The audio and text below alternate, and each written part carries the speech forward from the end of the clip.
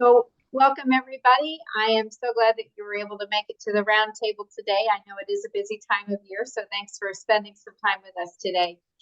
Melissa Sadorf, I am the superintendent of the Stanfield Elementary School District, and I also serve as the executive director for the Arizona Rural Schools Association. And I'm going to let my co-host Sean introduce himself. All right.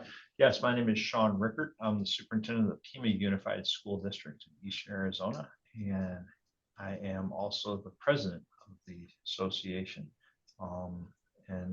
Really glad to see so many people here as we discuss what I think is a great opportunity for rural Arizona, and a real step forward for our schools. So, thanks. Absolutely. Yep, absolutely. And I would be remiss if I did not also recognize Diane Smith, our policy expert for ARSA. And Diane, if we have time at the end, I'd love for you to be able to share some updates on what's going on or not with the legislature right now. So without further ado, though, I really do want to spend the bulk of the time talking about the Arizona Department of Education's efforts to support rural education in a new way, an expanded way. As you're familiar, we have been working with Henry Dunkerson over the past year as our liaison in a rural desk to the department. And so he really has been that conduit from the department to the field, and that's a reciprocal relationship. So we're excited that Henry continues to serve in that role. But there's some exciting news going on. So Henry, I really do want you to be the one that talks about the expansion of rural representation at the department, and then you can introduce your compadres that are going to be helping us with this work. Good morning. It's a pleasure. The Superintendent Horn is wanting to reach out to rural counties. So they have created 4 positions so far. Mohave has a position, Cochise has a position, Yuma has a position, and of course I'm filling the Graham County role, which is meaning I'm gone back home, which is kind of cool. The position is program specialist. So for instance, I'm Graham County program specialist, although I will be working with Greenlee County as well. So we have Ileana Osborne. Ileana, if you want to raise your hand there. Ileana, you are with Cochise, correct? Nope, sorry. I'm with Yuma County. You're with Yuma. Thank you. I should have known that already. It's okay. And we have Rachel Henry, and Rachel is with Mohave. I'm Cochise. I'm Cochise. Okay, I got everybody confused. Good morning, Rachel. And then we have Lawrence. Lawrence, I'm going to let you say your last name so that I don't butcher it. Vowinkle. It's like Rocky and Bull. Yeah, it's like Rocky and Bullwinkle, but with a V. But it's Vowinkle. There Right. you go. So those are the 4 that are representing right now. It is one of the initiatives that Superintendent Horn has in his budget. We are being paid with ESSER funds right now. So that means we are good through September 24 with expenditures out through December. Hopefully the initiative will pass that is in the superintendent's budget, which then would be a permanent position looking to expand to all 15 counties. But right now we are the 4 rural representatives. Our task is to be the liaison between the state and our rural counties. So what I've told my folks here in Graham and Greenlee County is anything that applies to ADE, that's what I'm here to help with. So if that means grant, if that's professional development, if it's certification, if it's free and reduced lunch, whatever it is, we're here to hopefully bridge that gap and work between you and the state so that things are running smoothly. So that's kind of our focus. So, I remember years ago, back, Henry was with Safford for a number of years. But I can remember when ADE came out and someone had this brilliant idea to create a single point of contact because they recognized that for rural districts, a lot of times just navigating the organizational chart and who's the specialist and who's the director and who's, where do I go to get my answers to these questions was such a burden for rural leaders. And so I kind of see part of this as kind of going back and bringing that same idea forward. You know, that now within our rural counties, at least the 4 that are participating right now in this pilot, you know, we really do have a single point of contact, you know, that one person that we can go to who, you know, then is familiar enough with the department to really, you know, either find answers or at least help find the person that you're going to ask the question of. And that's a huge benefit for rural, especially because so many times, you know, the rural superintendent is the federal grants program, or is the, you know, the person that people come to with HR certification questions. And yeah, who do you call? Well, in Graham Greenlee County, you call Henry. In Cochise County, you know, you call Rachel. You know, and that's a huge benefit. You know, I think, you know, my my concern is I don't know how well the word has been getting out in the other counties. I know Henry has been extremely diligent about, you know, coming out and sitting down with superintendents and program directors and anybody else that, you know, has to cross paths with the state to make sure that they know. You know, and that's something that, you know, and I also be interested to, well, I also hope we can make this information available to superintendents that are in rural counties that don't have someone who participates, because, hey, you know, by all means, reach out to the people you know at the department and say, gosh, I understand in Yuma County, you know, it's much easier for them to get the things done that they need to get done to deal with the state. That's part of where we as the rural education leaders need to advocate for ourselves. So Henry, what kinds of things have you been able to help and we can go around with the others too, because I don't want to leave Absolutely. Larry and Eliana out. But you know, what are some of the things that you're seeing that districts are really needing help with? So the top of the list for my folks so far have been, of course, grant, and that's my background with the state, of course, is with Title I and Title II, but they've also had concerns about the ESA and what are we doing with students who are now accepting ESA money, and what do we do when they want to be involved in our school districts? Do we say no? Do we charge these folks? So that's something I've been researching on. Just general questions, a lot of general questions. Been working with Dan Hinton on some emails and things. They have Dan Hinton listed as a school that's different than what they are offering for students. So just getting some clarification and some understanding at the state level as to their students. But most things have been grant related so far for me. Indirect costs, that sort of thing. And you know, and actually, it'd probably be good for you to kind of just tell the group. I mean, you know, what is your background? How did you come? What were you doing before you came to this? And you know, as well as, I mean, what you just told us. What Absolutely. you're doing in this role. Yeah, so I had a 30-year career in the Safford School District. Started in 4th grade and moved into a student support position, kind of like a counseling position. Finished my last 11 as director of instructional services in Safford. And then took a hiatus after I retired in 2017, and then came back to education in 2020 under COVID. I was hired with the Department of Ed as a program specialist for Title I and Title II, and then moved into a director's role in the last 6 months. And then this became available and kind of wanted to get back to my roots, and so applied for it and managed to get it. So I was director for about 6 months for Title I and Title II as well. Thank you, Henry. Yeah, Eliana, absolutely. share a little bit about. I will. So I am the OG of the county consortia. This weekend will be 6 months, which is exciting. So I live in Yuma, where I have lived since I graduated from college. I grew up in Alaska and applied for jobs across the sunny places. So my passion has always been border issues. I've taught EL and high school English and college English. Same as Henry, some changes during COVID. I had retired and was working full-time as a freelance writer, but my son's 7th grade teacher walked out one day and never came back. And so I came aboard and then they had more EL students than ever before. And so I taught EL kindergarten the last 2 years.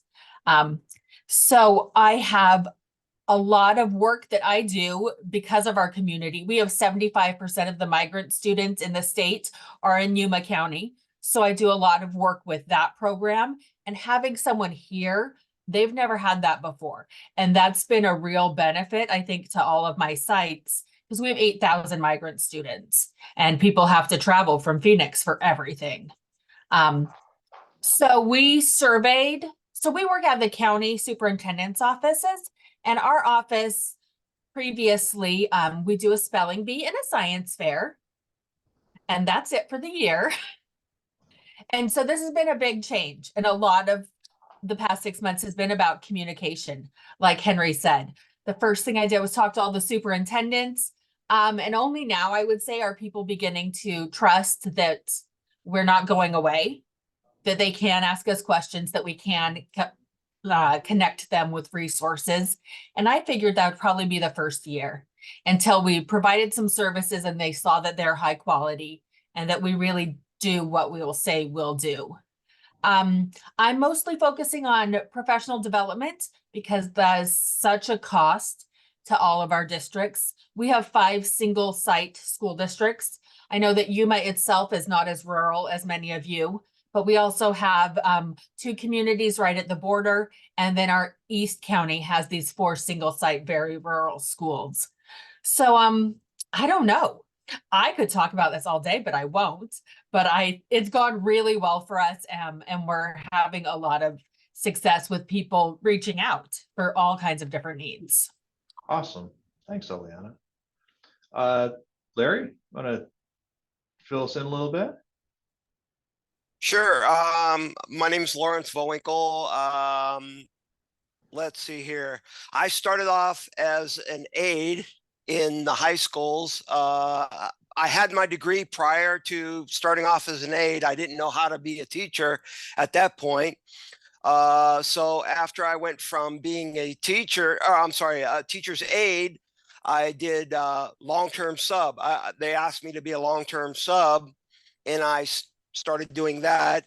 And then I got my alternative certification, and I decided to teach math with my business degree. I have a business degree. So I taught both gen ed and ESS students, exceptional students. And after I did that, I had a family emergency. My mother-in-law was very sick, so I had to quit. And then I took about a year and a half off to take care of my mother-in-law. And then once I came back, I saw this job with ADE and decided it would be a kind of a different pathway to help the schools and to provide them services and give them all the support they needed for everything that they do. So I was number 2 in the pecking order. I've been here for it's been about 5 months or so. And a lot of the things I've been doing have been getting out to all of the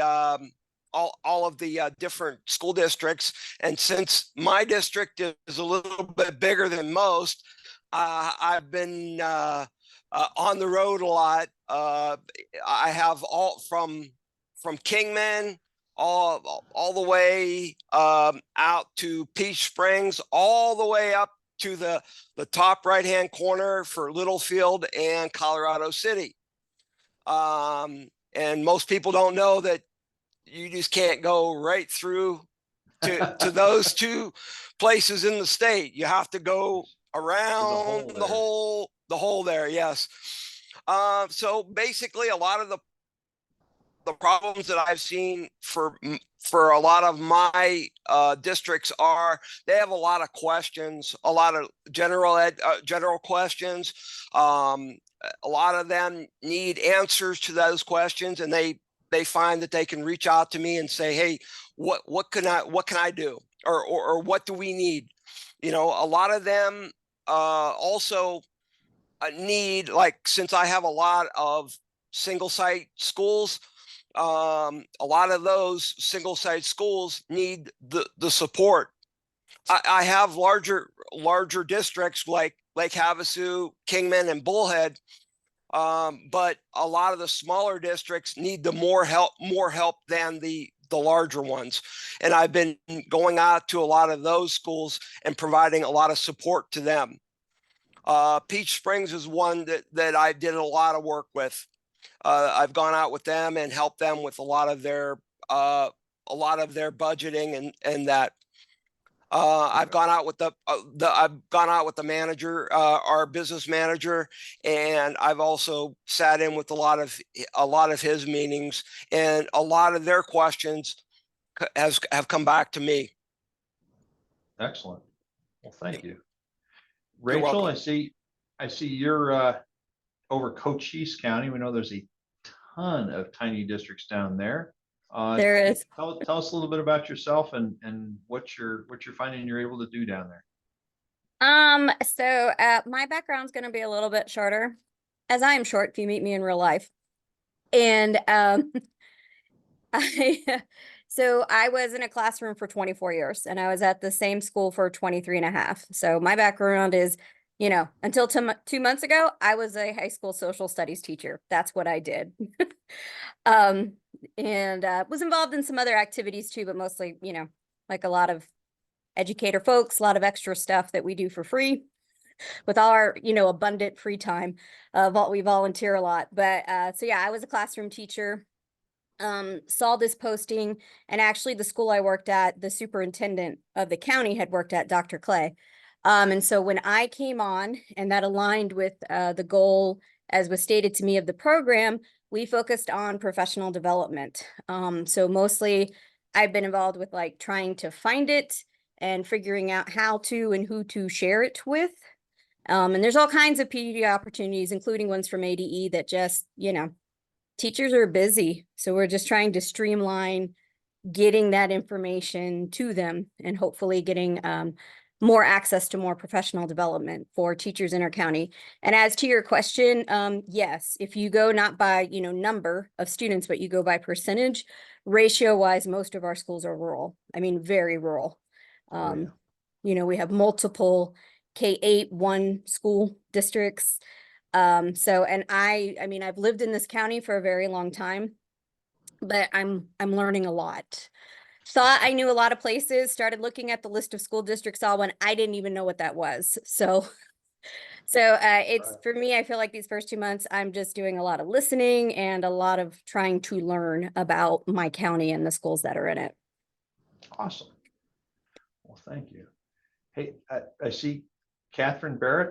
I know you're closely involved with all of this, and you know, if you wanted to kind of share some thoughts on what the department is striving for in this, you know, and then if there's any questions that people have for you on how to move this forward, go ahead and introduce yourself, please.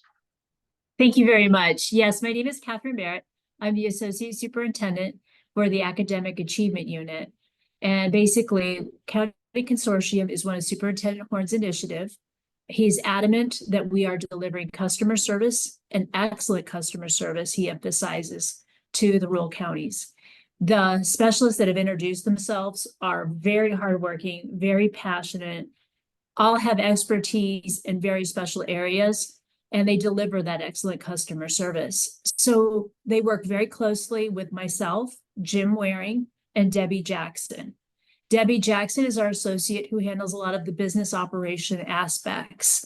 And as we learn this role, because it is piloted, I call it, we're putting different areas into touch with the special comprehensive needs assessment, professional development that is tailored to their area. And Henry, who recently has departed our Title I as a director, will move on now and be able to share the wealth we speak about it and allow those counties to receive that special help they need with a grant or a professional development. So we're really opening ourselves up in the agencies to be able to deliver that customer service that they need for those professional development avenues. And thank you for having me, and thank you to those specialists that are really giving countless hours, countless emails back and forth on where we can provide that support. Thank you very much. And that's awesome, you know, I mean, because we all know that it's hard. I mean, the work is hard everywhere, and in rural districts, you know, a lot of times we're a little resource short when it comes to being able to navigate all the challenges. I know just over the last 3 months, it seems like you know, federal program allocations have been top of mind for a lot of people. And I'm sure there's been a ton of questions about that, and how how as we're all striving to put together budgets and programs and, you know, and all those things while trying to figure out, okay, how much money is really in the kitty. You know, I don't know if one of you, I know Henry's, you know, we've said that Henry's got a lot of experience with federal programs, but if that might be a question that we could kind of address first, and we'll just open it up to the group for questions. Don't everybody speak at once. Go ahead, Henry. You're So I know that we've been working and watching closely that what's happening at the federal level, and that's one of the things that we have to be aware of is the funding as it comes down from the federal level then to the state level. So that's one of the concerns that we had as we started looking at FY25 allocations. So of course, the information that I sent out to my folks down here was that we were putting out 80% of the allocation for FY25 and hoping that the federal government will follow through and provide funding. So that's been why you've seen a reduction in your FY25 is we're not sure where the feds are, for one thing.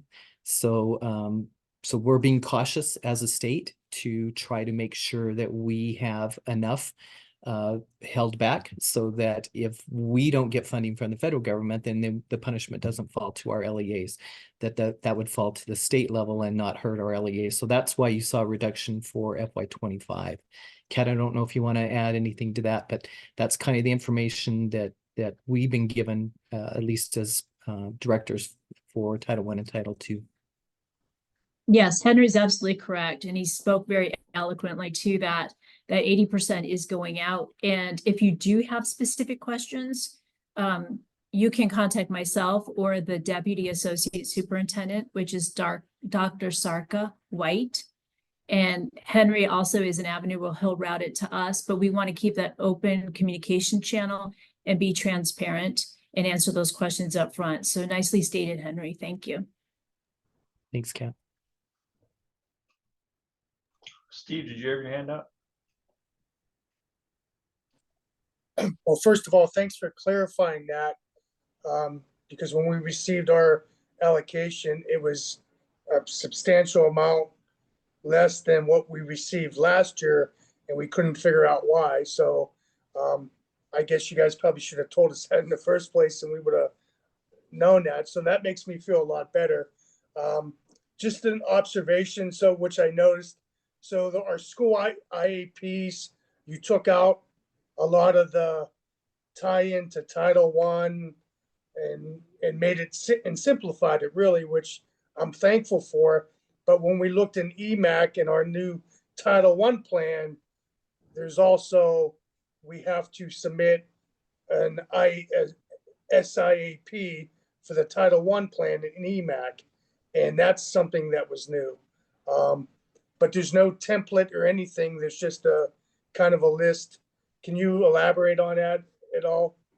Absolutely, Steve. So it sounds like you're in cycle monitoring in EMAC. So we do have access to your IAP. So even though the wording in there says that you need to upload your IAP, we have access through the grant to it. You won't need to. So if you want to email me specifically on that, I can get that out to you. And I'm just henry.dunkerson@azed.gov. So my email didn't change, just first first name dot last name and then azed.gov. But it sounds like you're in cycle monitoring. You don't need to upload your IEP because we have access in the grant for that. So I saw that you're on our EMAC as our contact. So Yep, just reach which- out to me. Yep, which is be glad to good. reach out. but Yeah, ours. I'll be in there until they remove me. So use me while I'm there. So what they did is they denied it because we didn't upload our IEP. So Okay, thank you. Let me know that because I will reach out and I will make sure that gets clarified. Yep, you sure just you let me don't know. want to stay where you're at? Yeah, that's happened just because on the page itself in EMAC, it says to upload it, but in our guidance documents for our program specialists who are reviewing, it says that that's not necessary because we have access to it. We can always look into your grant and see your IEP. Thank you for the clarification. So yeah, so it's just program specialists, getting our program specialists all on the same page, which we're working hard to do. So Thank You you. know, and it Yep. might be it might be helpful if we could ask Eliana, Lawrence, Henry, and Rachel, and even Kat, if you wanted to put your contact information, just your name, contact information, and then what your role is in the chat. That way, people can just kind of copy and paste that out of that. Also, that way, with the recording, that information will be archived for people to be able to access elsewhere. Yeah. And what other questions are we going to say? Any other question? I know there's tons of questions. We can't possibly open up this, I mean, because remember, we're not just talking about federal programs. I mean, like Eliana mentioned, I mean, there's tons of professional development resources available through the department that districts, may or may not be getting the full potential out of. There's tons of, there's always questions with certification that rural districts are struggling with. Can I interrupt? Of course you can. I did want to let you know there is the Principals Leadership Academy through ADE that typically involves either new principals or about to be, or just regular, but they have to travel to Phoenix 6 times for that. And as an unadvertised benefit, they are providing this in Thatcher as a 3-day thing for Thatcher Unified School District. And I have requested it for Yuma as well. And while it's not their first choice, that is something available, which I think could be really valuable. So that can be 3 days straight, or they could come like 1 day, 3 months in a row. And that is at no cost for you. They would take care of their own travel.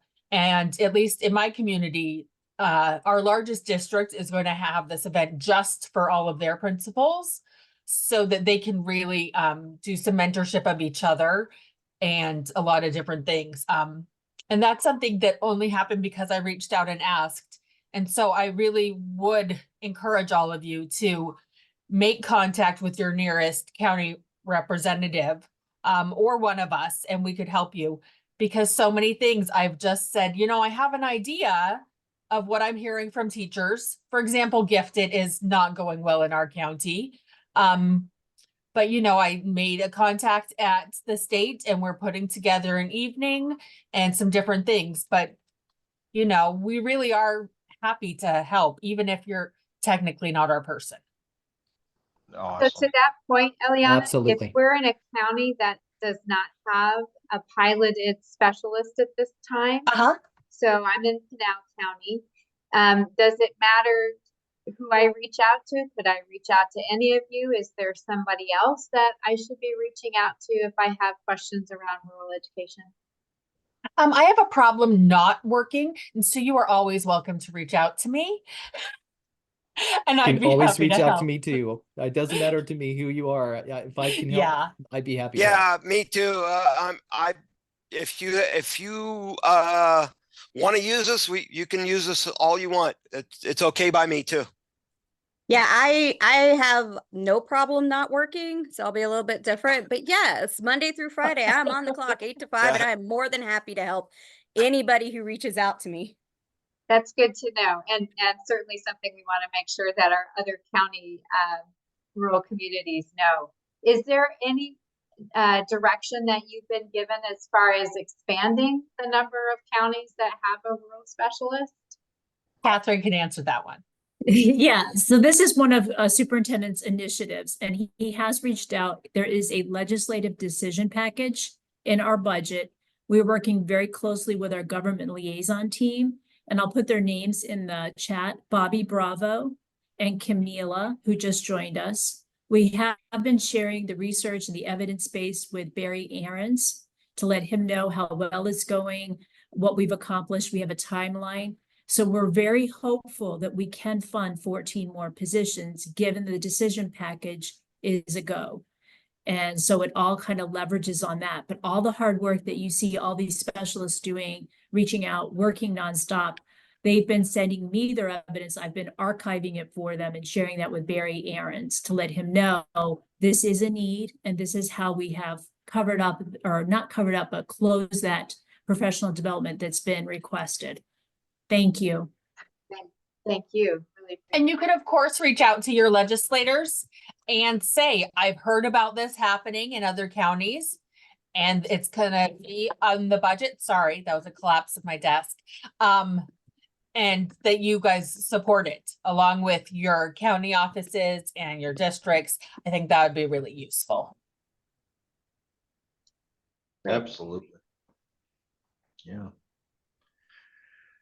Well, good. And if you're not following the chat, there've been a couple questions that have been asked down there around that principal leadership academy, and some good replies. So thank you for that. Anything else? Yeah, I have a question. So we've been talking about grants, and we've been talking about programming for professional development, but I have a new business manager that's coming into her position in July. And so specifically around fiscal management support, how can ADE, or what is the plan to have ADE help these business managers out in our rural school communities? That's a great So question. I'm gonna defer to Henry and then I'll chime in. Sorry, Kat. Sorry, Kat. It's okay, you're I was fine. quick on the mute button, wasn't I? Sorry about that. You're good. So what I've done with my local, Melissa, is one of the things that we talked about, and through the county school superintendent's office also, was indirect costs. So I'm reached out to school finance, and they said that they would be posting on grants management when they would be doing the indirect cost training. But I'm working with all of my local ones to start looking at working with the business managers to start making sure that we have the grants approved so that we can start doing the drawdowns. That's one of the things that the federal government has been looking at us for, is making sure that we're drawing down those funds, because it appears that we don't need them when we're not drawing them down. So that's one of the areas that I'm working on with my folks down here, is to make sure that the business managers are a big part of that, making sure that they have a regular schedule set up to where they're drawing it down regularly. When I was in Safford, actually, my business manager and I had a monthly, just when he did payroll, we did a monthly drawdown as well from our title funds. So that's what I'm hoping, at least from the Graham Greenleaf's perspective. So Kat, if you have a additional there, sorry about that. Oh, no, you're fine. Henry, I mean, like I said, he's an expertise in this. And while we're retraining some individuals on the floor to get our directors up to the high speed that Henry has demonstrated, this is kind of a work in process. So when you are able to voice out to our Title I specialist, Dr. Sarka White, that is a need for your particular area, we can tailor that. And we can make sure that that is taken care of until we have a full mechanism in place. When Superintendent Horn took over in the new administration, there were a lot of things we discovered that were being outsourced. And by outsourced, I mean the management, the expenditures, and the drawdowns that Henry's talking about. One of the things and the shifts that we're going through right now internally is we're bringing that back to in-house. So we're able to train the in-house talent that is there, cross-train, and then explore out to the different counties statewide so that we're sharing that knowledge. The knowledge isn't just leaving the agency. So for instance, right now you might be feeling a shift in Title III, which is our sheltered English immersion right now. And we're building that in-house for like a grant consolidated kind of mechanism. And as we shift that, we can start getting that training rolling. But in the meantime, we don't want you just sitting there stuck. We want to be able to get that gap closed, get that training that you need, and always be able to call us and build that rapport. So Henry's absolutely right. And there's probably more information than what you need right now, but we're going to be able to get out there and get you the help that you need. Thank you. Thanks for that. Are there other questions that anyone has? Now's the time. You have the platform, so feel free to unmute and ask.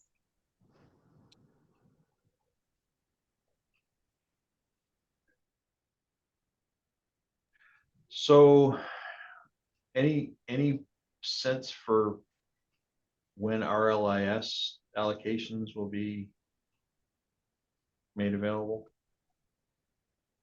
Or I don't have an update on that, Sean, but I certainly will get one for you.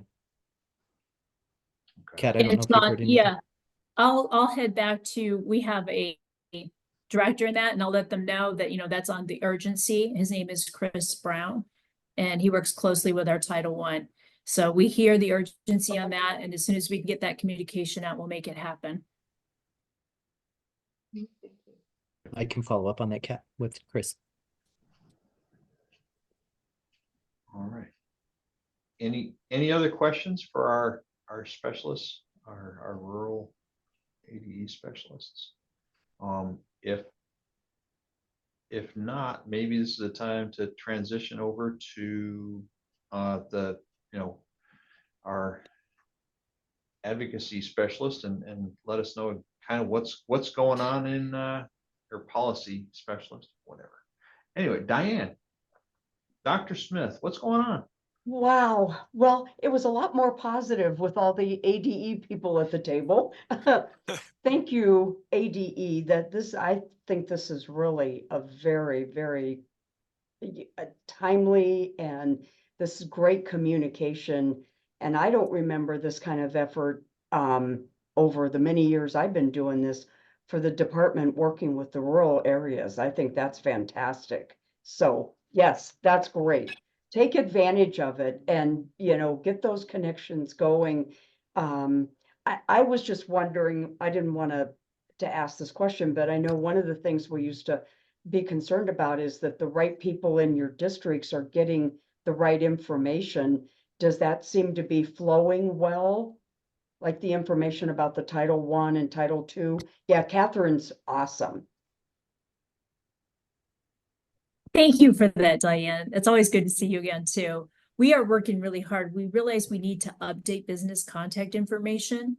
So I know Henry can speak a little too about the proactive outreach that we've done within the Title I division. And then as we build that financial grants capacity in-house to update that. There is another entity that we talked to, which you've referred to as Grant Management Enterprise. And so our current Deputy Associate Superintendent, Dr. White, works very closely with the acronym is GME, Grants Management Enterprise, to get those updated. So if you find something that isn't correct or you're not getting communication, you can always reach out to me, any one of your specialists, of course, and we'll get that corrected. But thank you. I know that's really critical, especially in the rurals where they cover wear so many different hats. So I guess I'll transition into the legislature. Let's start with the budget. There's nothing new on the budget. We've been hearing this week that they may take a break because they're really not ready to set the foundation of what the revenues are because they continue to go down. The Financial Advisory Council meets, I believe it's next month. So, and because we talked about this the last time, because the primary election is moved up, they're looking at more time to get out and campaign. They cannot raise the same amount of money when they're still in session, but they can get out and campaign. And remember, my motto always is, please vote in the primary. The primaries are critical. A lot of these decisions are made for the final vote in the primary. And if you just wait till the general sometimes your vote isn't as impactful. So really, and again, we talked about this last time, it's fine to give out information about the primary dates and, you know, when all of that is all just general information. And the Secretary of State's office, for many years, no matter who was there, they are also awesome about coming out to some of your school districts, or maybe you know, several school districts, to talk about, you know, ballot initiatives. When we get closer, there's probably going to be a lot of ballot measures on this November ballot. So, you know me, we have to vote. Voting makes the difference. Right now, the House and Senate are both moving through a stack of bills that they have from the opposite chamber and trying to get those finalized. The Senate's a little farther ahead because they didn't take the time to go on the educational junket to Israel. But the House is moving swiftly through. A lot of the bills that we were concerned about in education are not moving, but I will tell you, there's still a lot of bills related to pronouns and biological sex and all of those that are still moving. I think we want to engage as much as you feel comfortable engaging. We feel confident that the governor will probably veto, but you know, we just need to, you know, be a part of that. One of the things I noticed in the meetings this week, and I don't know how you all feel as rural leaders, but when they keep talking about parental, you know, that they want teachers and counselors to ensure that parents know what's going on with their students. I was fortunate, and I worked at DES for 3 years as their chief of legislative services. So I know a lot about those areas, which included CPS and now which is under DCS. And a lot of times these legislators are thinking in terms of, you know, the nuclear family where there's 2 parents in the home and that everything is wonderful. And of course, I want my child to be able to come and talk to them. Just because of my experience, I reached out to a couple people and talked about maybe a different twist on this, that we do have to be aware that there's a lot of your students that maybe don't have that same family relationship, and it just makes it different. So I always try to look for a different argument than just the regular argument. And some of the Democrats I know brought this up even in a probes on Monday. I don't know if you guys have any thoughts on that, but I do think it's another way to look at it because, you know, I will just say one of the Republican legislators was just adamant that, you know, she would have wanted to know where her student, or where her child was at. And yet there's a lot of students that don't have that family relationship, or, you know, they're in a family relationship that's abusive, and, you know, kids getting burnt with cigarettes and all the stuff that goes on. And so there's just this big gap between, you know, what children are going through. And I'm not making a judgment either way. Any thoughts from you guys on those issues that would be good to be talking to people about? Feel free to unmute if you have anything that you'd like to contribute or add. Well, just something to think about, because those continue to move, and it's just a difficult situation, you know, right now. So those bills are still moving. There's still bills moving. This morning, I just finalized my legislative update. I don't think there's the bill that was going to do the Title 15 reduction has been reduced to 1 issue.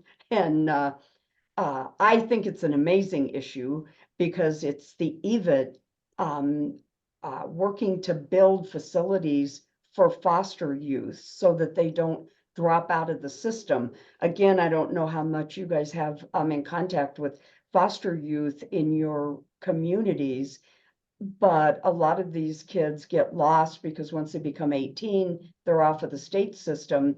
And even had a bill last year and they got $10 million to build a facility so that they can, start working with those students. So as they, age out of the state, that they're still able to stay in the education environment, which I think is really fortunate. I was a little skeptical of the Title 15 reduction bill, but I will tell you, a lot of people worked a lot of months on it. But what happens with those is we all see them as unfunded mandates, sunscreen training, all these different things.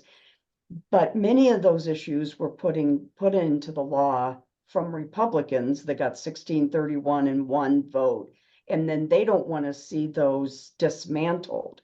So while we think it should be really easy, what they've run into is many of the Republicans are the ones that have a problem with some of the issues that was in the bill. The other big issue that was in the bill is the A to F, trying to remove or change the A to F accountability system. And there's a couple other bills moving. But again, it's interesting that because many of the Republicans want to keep that A to F system, because in their mind, and a couple of the legislators are real estate agents. And as they said, they use that, when they're selling houses, which is unfortunate. So I don't know, because Pingarelli, the House Education Chair, had a bill also to do away with the A to F system.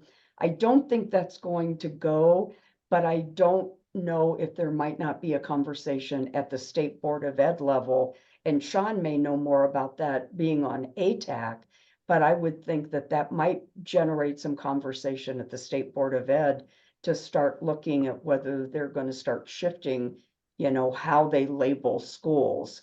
But the other thing that was in that bill was to, JLAC is the Joint Legislative Audit Committee, and the bill was going to take that out of statute, which I didn't think would go, because unfortunately, that's when they bring school districts before the committee and kind of beat you guys up on some of your audit findings, which is unfortunate, even if you have, positive things going. So I would say a lot of the bills that are moving right now are not the ones that are okay for us will be fine. The ones that are problematic, like the pronouns and the sex ed on all of those, I think will ultimately be vetoed. But the reason I left so many of the bills in the report is a lot of these issues, including ones from the Democrats, will come up in budget negotiations. But again, that may not happen for a while. So I'm open to anything specific if you have any questions specifically. Does anyone have any questions? Feel free to unmute. Go ahead, Steve. The bill for removing the requirement for the reading endorsement, what has happened to that? That one I think is dead. I was looking at that, but again, remember, nothing is dead until, sine die, which is end of session, which may not be for a while. But that ran into a lot of problems because when they switched it to voluntary, then it brought up a lot more issues because some districts were already involved with their teachers, and they felt like if you all of a sudden switch it to voluntary, then everything would shut down. So that's been interesting back and forth, and there's a couple key. Helios is really supportive of that, and Move On When Reading with Terry Clark, although I just had breakfast or lunch with her last week and brought up some other issues around it, that this might not be the best time to put more pressure on our teachers at a time when we're having trouble finding teachers. And I brought up a couple different other issues with her, and she and I have known each other for a long time, so she took those to heart. And I said, we're all supportive of having the best trained teachers, but if we just have bodies in the classroom, it doesn't help us to put more pressure on the teachers that we have that are faithful teachers for our students. So that is still kind of up in the air, but I'm hoping that Terry, I know they work with Helios, and if any of you have any relationships with Helios, you might talk to them because they're one of the biggest pushers of this issue. But we just have to be realistic with what's happening with, and Right. especially in the rural areas. So thank you for that, Steve. It's not really a good answer, so. I'm not, we all need more training. I need more training. That's a given, but if I put more pressure on my guys to get this certification, it's not going to help me. I'm struggling right now. I just lost 3 some to San Carlos that are paying their teachers an outrageous sum of money. So, yeah, I was hoping they would push it off or change it or do something else. I think those districts that are doing it voluntarily are still going to do it, and it's good for them because they can do it. But for us, for Superior, it's getting a little bit tougher. So, just how I feel. We Good did question. know that, and I know Melissa and Sean were a part of the discussion, that talking points that we put together about that, and how we want quality programs too, because we don't want them to just turn it into a online, opportunity for teachers. And so but I'm not sure how much influence that Terry will be able to drive on this conversation, but she really listened, and she trusts my judgment on some things. And I just kept saying just what you said. We all want our teachers trained the best, but right now is maybe not the time to continue to put that pressure on, the teachers. We want to keep moving forward, but we just want to make sure that we do it in a reasonable manner. Thank you for that.